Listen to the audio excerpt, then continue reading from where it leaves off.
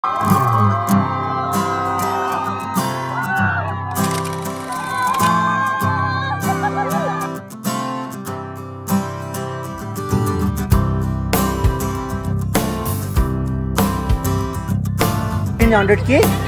Nepal.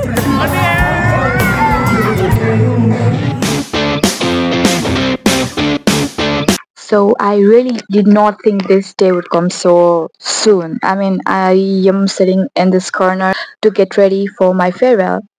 I remember sitting in this exact corner to get ready for my freshers party, and today's my farewell. It's kind of nostalgic, and I don't know what to say about it. So I'll get back to you looking like a princess.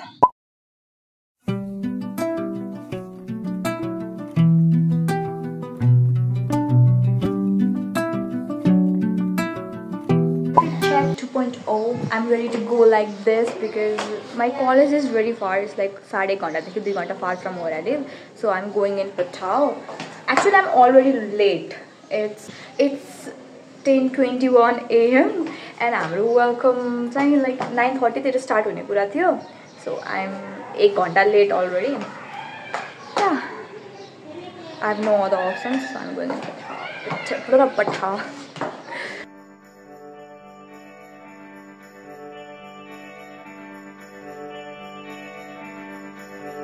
So we are at college.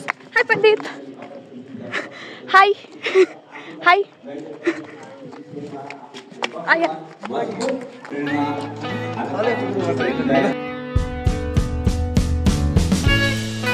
Not funny. Definitely not funny. Hey, the juniors like the seniors like.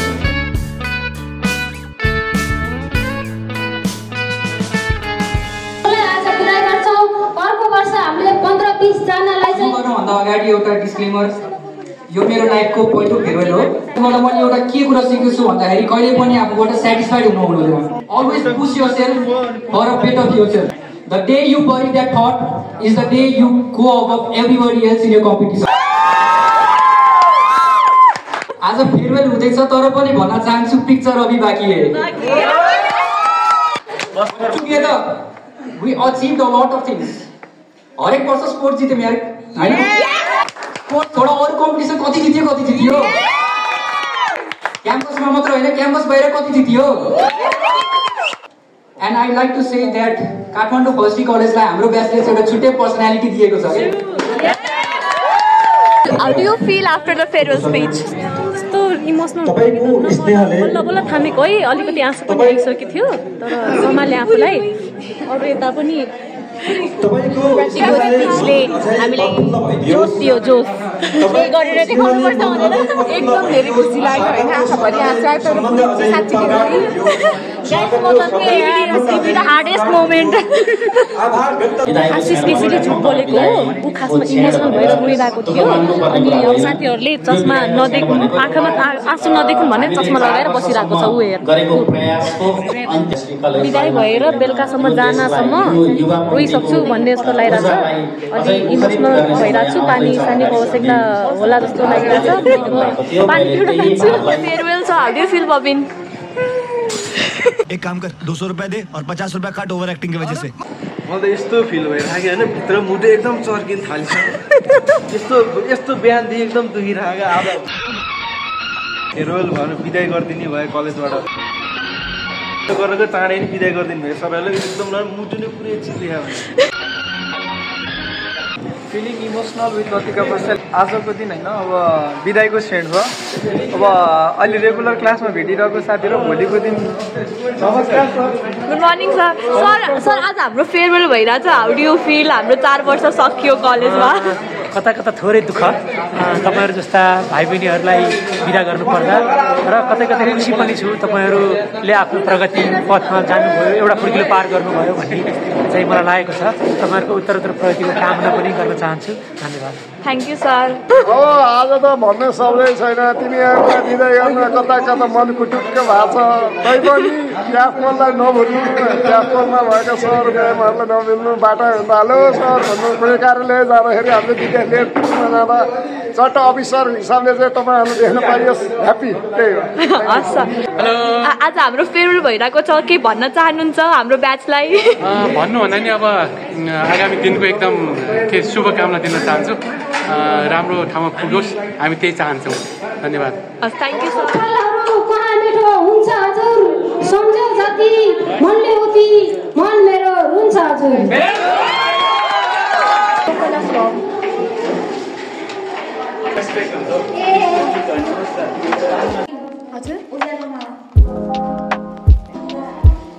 यत्रो ठुलो टिका थियो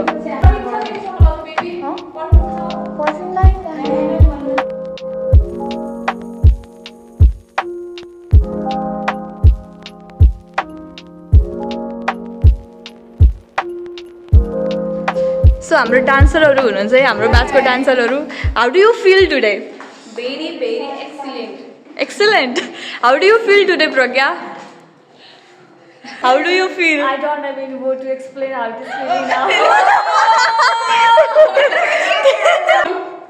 only this how do you feel Neha एकदम थकाइ लागेको छ energy drink पाए हुन्थ्यो एन्ड छोला भटुरा त पाएन छोला भटुरा पाएन this is my first time going bodycon race I don't know how I look but you look एकदम ब्युटिफुल हट हट भएर हट भएर मेरो चाहिँ मैले म मेकअप फिक्स गर्न आएको थिएँ मैले मेकअप फिक्स गरेँ म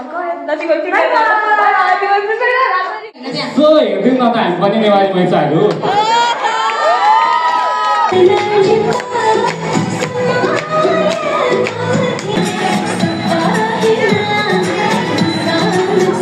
ए चौतारी राम्रो बदैले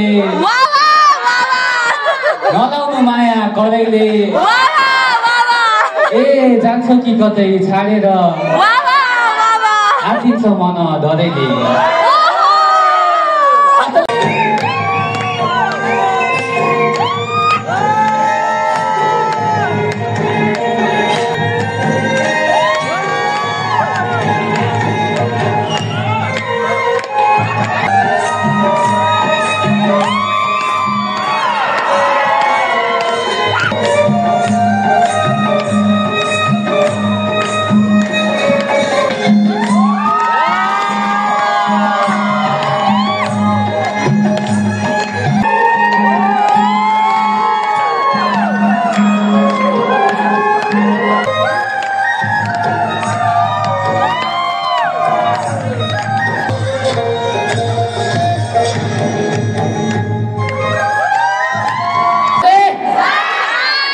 बारीभरि साग छ पकाउँदा पाक्छ बारीभरि साग छ पकाउँदा पाक्छ तिमी कलेज नआउँदा कस्तो कस्तो लाग्छ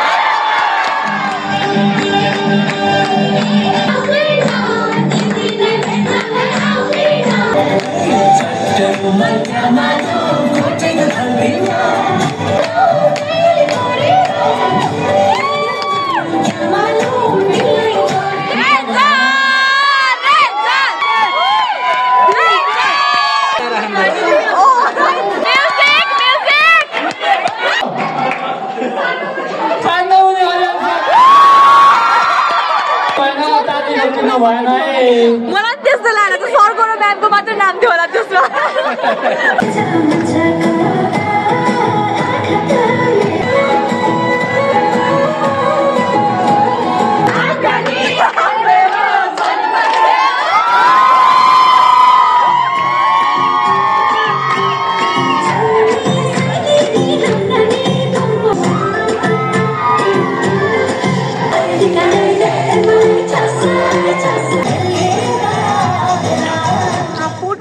हुँदैछ हाम्रो ब्युटिफुल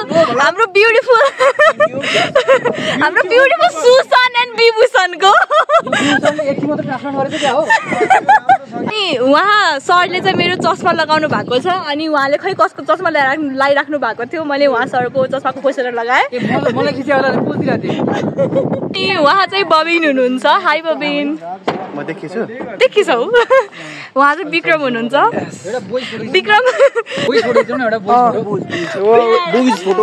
बोइज फोटोज हामी चाहिँ अब ब्लगमा छौँ guys Nepal through the lens also supporting Latika बी if you want to If you want to get any updates of blog and everything about Nepal through the lens, shifted to the Ratika B and welcome to blogging tips and all the best for future. Hope to see you in 100K. Nepal through the lens always support you. Thank you. Thank you. सबैजना यहाँ फरक कहका हुनुहुन्छ अब हाम्रो चाहिँ हुनेवाला यहाँ साजन sir चाहिँ सातौं तह वार्डन साहब फोटो लतिकाको दिएर आँखा गयो यता तपाईको